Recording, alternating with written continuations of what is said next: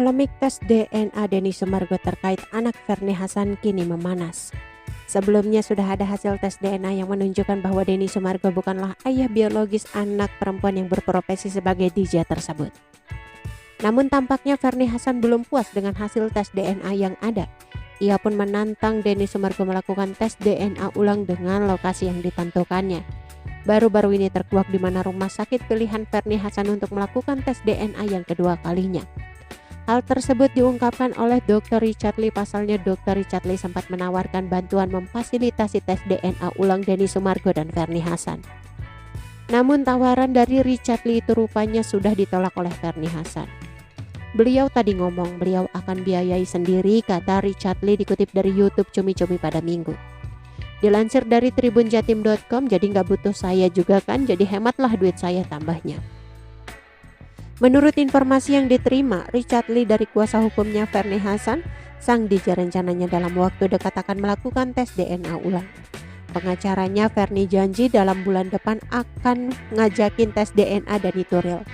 Kalau nggak tes DNA bulan depan, dia bilang silahkan Dr. Richard kontenin September ini tes DNA, sambungnya. Rencananya tes DNA itu akan dilakukan di Singapura. Tadi pagi dia bilang dengan saya mau di Singapura, katanya, ujarnya. Lokasi tes DNA tersebut merupakan pilihan dari kuasa hukum Ferny Hassan. Pilihan pengacaranya jelasnya. Disinggung soal dirinya yang mau memfasilitasi Ferny Hassan dan Denny Sumargo untuk melakukan tes DNA, Richard Lee pun mengaku hal tersebut terucap secara spontan. Perseteruan antara Ferny Hassan dan Denny Sumargo itu rupanya memancing Richard Lee untuk berkomentar. Bahkan Dr. Richard Lee mengaku tak pernah melihat Denny Sumargo seemosional ini sebelumnya.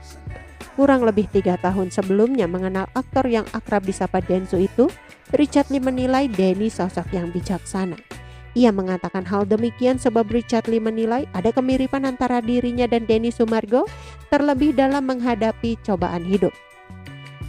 Ada alasan mengapa Ferny Hassan mendadak meragukan hasil tes DNA yang sudah ada.